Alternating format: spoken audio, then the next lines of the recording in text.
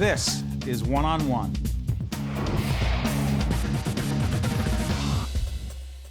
I'm Steve Adubato. You know, one of the reasons I love this job, I don't mean like it, I mean love it, is to get to talk to people who are interesting, fascinating, and selfishly, people you've wanted to talk to for a long time. Put the camera on that guy.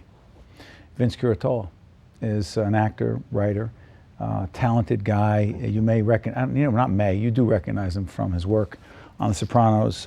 Played a character by the name of Johnny Sack from the Lambertazzi family. Lupertazzi, sorry, Lupertazzi family. I'm embarrassed that I got that wrong. I didn't even know you got it wrong. I just thought I'd throw that in. Throw me off right from the beginning. Boom. How much? First of all, you were a Mason. Yes. And at what point did you know or sense that you had other abilities? Well, I come from a long line of construction people, and I had a masonry business, which my son Ryan now owns. And it's funny, I was always very pragmatic and practical, and my wife said to me, back in '89, I was 36 years old at the time, she said, you know, you've always had this interest in acting. I used to have the Turner Classic Movie Channel on constantly, blah, blah, blah. She said, my birthday's coming up. As a favor to me, I saw that Michael Moriarty, the actor, teaches acting in Manhattan. Would you go to a class? I said, and do what there? You know, Mrs. Jones is calling me for an estimate. I think I should go. I need the work. Why am I, you know? I went, and I met him, big, tall guy, very, very talented man. And it was in his apartment on West 58th Street in Manhattan. And I sat there, I watched all these students working. I said, I can't do this. What am I doing here? This is ridiculous. They get up in the front, they work on a monologue, they work on the scene. I went back the next week, and I sat there silent. And I went the week after, the week after, and the week after. I never said a word. Finally, by about the 7th or 8th week, Moriarty says to me, are you going to do anything? I said, okay. And I had something that I had written. I said, can I do this? He said, absolutely. So I wrote this little monologue about being God. And about being God, getting off the subway, walking through Manhattan, and he's completely disgusted with everything he sees. It's called The Next Voice You Hear. P.S. I wind up performing it at the Cathedral of St. John the Divine as a one-man show down inside the catacombs. Talk about a beautiful place. Unbelievable and inspirational to no end. Make a long story short, he had just started on Law & Order. And he was able to get me a small part as a court clerk, which allowed me to get my Screen Actor Guild card, you know. And then, like, I had nothing to do after that. So I'm back in the masonry. The work was not flowing in? No, it wasn't flowing in. So you're back doing your masonry work? But I wrote something again called called Dearly Beloved. Right. And Dearly Beloved's about a guy that owns a funeral home in Brooklyn, degenerate gambler, heart as big as the world, and he's got Tony Sirico on his back. Tony Sirico, who played Paulie Walnuts on right? The Sopranos, but this is all way before Sopranos. And I turned it into a 1.5 hour color film, which, by the way, now I can't mention their name, may want to make a series out of it. Exactly. So I was still, you know, Chris Noth became a very good friend of mine. Christopher Noth, who in fact, you guys know Christopher Noth, Mr. Big in Sex and the City and of course Law and Order in the beginning. Star. And said to me, listen, I'm going to do this movie called Exiled. It's an NBC movie of the week. I need a good detective, your type, This is back in '98. By the way, he's on The Good Wife, one of my favorite shows. Yes. He's working, right. so we don't have to worry about And him. I've been on The Good Wife several You times. have? You're a judge. I'm the new judge. You were the judge. I'm the new judge. Oh my God, it just hit. Oh. You're working too. Go ahead. So you were said, a funny judge. Thank you. He said, come and do this. I said, great. So what happened was I had an agent at the time who said, you know, there's this thing called The Sopranos. Yeah.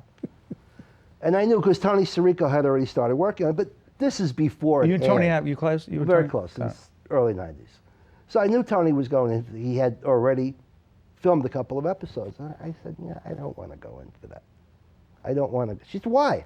I don't want to go in for it. I thought it was going to kind of be like Saturday Night Fever meets A Bronx Tale. I just thought it was going to be too garlicky and oily. You know, Too obvious? Too obvious. Who knew David Chase or what he could do? So I get to the audition on West 72nd Street in Manhattan, and I used to smoke at the time. I said, you know, I just left the set from Exiled. I'm tired. I don't want to go upstairs. Let me smoke a cigarette.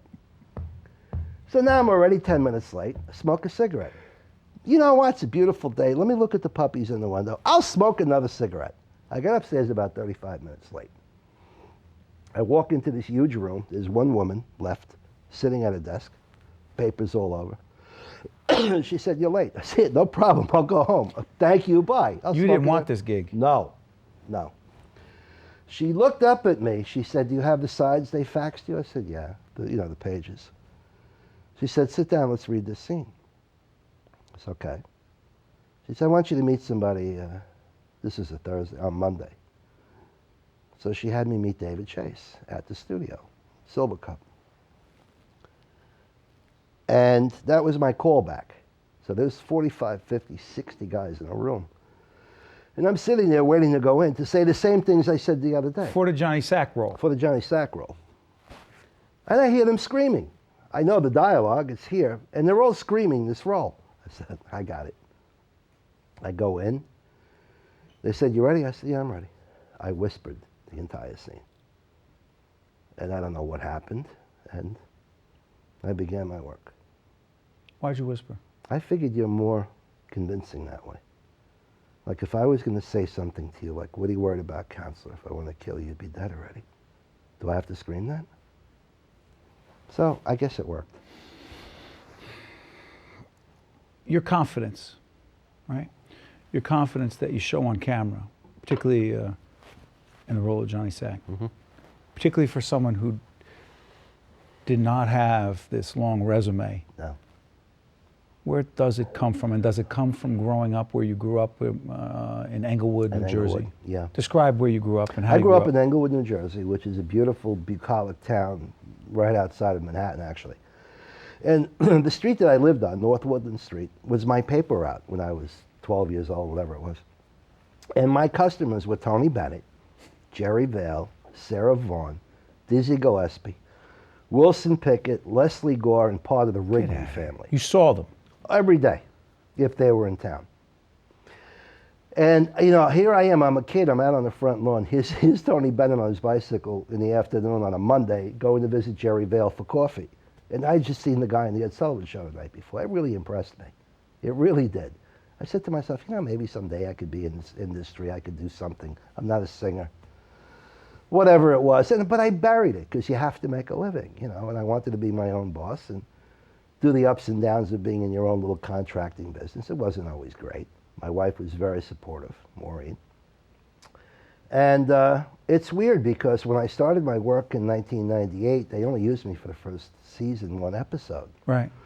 So my wife said, oh, they're going to bring you back. Yeah, okay. Well, no problem. Any calls, any estimates, and where I have to go? I'm very like, you know, I'm not pie in the sky. They did call back. And they called back about 11 months later. Because by then the show had already aired for the first season. It was a raging success. And they wanted Johnny Sack to become something in this mosaic. Something special. Misery, you know. Do you mind if we see this clip? Absolutely. This is from season 5, I believe, episode 13. James Gandolfini is having a conversation with Vince, playing the characters that they play. Let's just say they don't trust each other all that much. The Sopranos. So? Go ahead. Phil has to know that punishment has been meted out, and that's all there is. And that what we are here for, in the end, is to put food on the table for our families, our sons, the future. That's what's important. He doesn't accept that. His family's smaller by one. Well then, my friend, it's up to you to make him accept it. Me? Let's talk, John, about the 500-pound elephant in the room. Which is that you started this cycle of bloodshed when you whacked the girl Carmine used to... Lorraine Colozo was not a girl. And what kind of a man bangs his second cousin? What are you, the friggin' cardinal? Look, you want to shut down our joint construction jobs? EK rations, fine. You want Phil to put one in one of my guys? That's gonna go a long way to making you the rich you always wanted to be. Tell me about James Gandolfini. It's a pleasure. Why? Jimmy's a pleasure. I had met Jimmy I guess about 6 years before the show began production. And just, we used to all hang out downtown, a place called Mary Lou's on West 9th Street. Was Vincent Pastore there as well? Vinny was there, Tony Sirico was there, Jimmy was there, a lot of guys that you see on television. And very sweet guy, very unassuming. And I recall that when I did the first episode, I had to broker a deal for him with Uncle Junior and Hesh. This was in season 1. And I said, "Oh my God, it's you." He said, "Yeah, from 3 o'clock in the morning on Thursday." I said, "I didn't realize he was in the show." Jimmy has stood up for each and every one of us. We had some negotiating things with HBO along the way that were not pleasant. So I read. Yeah. Jimmy also formed a production company where at one point he gave about 8 of us from the show a piece of his production company he did not have to do, and that came with a very big check. The man is, without us, he doesn't want to do anything at the time. In other words, he stood up. And I recall very vividly that we were supposed to fly out the next day with our wives and to go to LA to stay at the Peninsula Hotel. It was for we were nominated for a Screen Actor Guild Award ensemble many times. We won it quite a few times. And the night before, we had all gotten faxes from HBO saying, as you may know, Mr. Gandolfini is not negotiating in good faith with regard to the next season. And we want you to just look at the force majeure clause in your contracts. So if you can be reasonable, all of you together, and speak with him on this weekend, which we're providing for you. So we all got together in the hotel the next day and talked about these faxes. Jimmy's very cool. It's okay.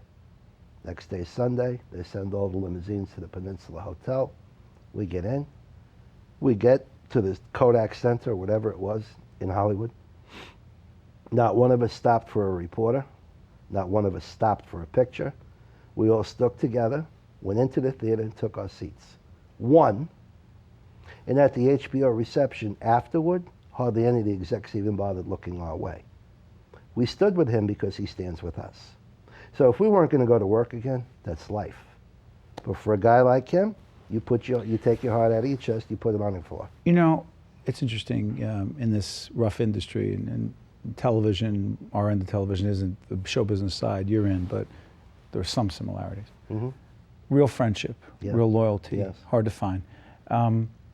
You and your castmates from The Sopranos did a very powerful video for one of our sponsors at Hackensack University Medical Center, their annual meeting. You serve on the board, the foundation board up there. Yes, we do, right. You did a video together for them. You do a lot of things together. Yes. Are you literally family? Yes, we are. We have been to more funerals, unfortunately. More funerals, more weddings, more family dinners than my own family, and that's no exaggeration. As a matter of fact, we were just together at Mohegan Sun last month. The next day, 3 of us flew to to Florida to do something else. And we're constantly on the phone. I'll show you my cell phone. Yeah. It's real. It's very real. Let me ask you this. Your passion for this, came in later in life. Yes. You get into this. Yeah. Was that the way it was? I know it sounds like a ridiculously philosophical question, Vince, but was that the way it was supposed to be, or could you have somehow gotten into it at 22? I probably would have committed suicide at that age. It's such a roller coaster business. I don't think that at that age I would have been able to handle the things that get thrown at you. I am a great believer in destiny. I really am. And I think that the fact that I was in my late 30s, actually I got the part when I was in my early 40s. I think I brought something to it that I got from the humdrum of life and the humdrum of being in your own business and the disappointments. And you get to a point where it comes out in the dialogue. It's in there somewhere, and you say to yourself, I remember a situation like this. Not to the extent that this is written, of course, and you bring it, and you feel it starts coming out of your eyes, and and your hands. And when I watch you it just hit me when I watch you in Julianne Margulies and Christopher Noth and the folks on Good Wife, one of my favorite shows, and you were there as a judge. I think to myself, I wonder if Vince feels the pressure of finding work, or because you've been so successful, they're looking for you all the time? You know, it's half and half. There's a lot of things you don't want that you get offered you really don't want to do. Right. The other problem that I have, and I think I can't speak for the cast, of course, in general, but we kind of feel like, is it ever going to be that good again? So I think we're a little careful. Once in a lifetime? Yeah. You think it is? Absolutely. No movie? No movie. Although Jim and I just did 2 of them together. It's weird, but no movie. I just want to say that for all of us who, I know I speak for a lot of people, and I won't, I will say that you and your castmates gave us hours and hours and hours of endless pleasure. It was like a movie every week for a lot of years, and it was worth waiting for. Everyone said, hey, when's Chase going to do this? Yes, we did go through that. Worth waiting for, and I cannot thank you enough. I like people who act well and come in the studio and make my job easy. So I just want to thank you for being with us. My pleasure. Stay right there. All right. Thank you, Vince. Stay with us one-on-one. We'll be right back right after this. He's the reason why you should keep watching. One-on-One with Steve Adubato has been a production of the Caucus Educational Corporation, celebrating 25 years of broadcast excellence. Funding for this edition of One-on-One with Steve Adubato has been provided by Sun National Bank, Qualcare Inc., New Jersey Manufacturers Insurance Group, PSE&G, Fedway Associates Inc., the Russell Berry Foundation, and by Cone Resnick. Promotional support provided by the Star Ledger and NJ.com, and by the New Jersey Business and Industry Association. Transportation provided by Airbrook Limousine. One-on-One with Steve Adubato has been produced in partnership with St. Joseph's Healthcare System.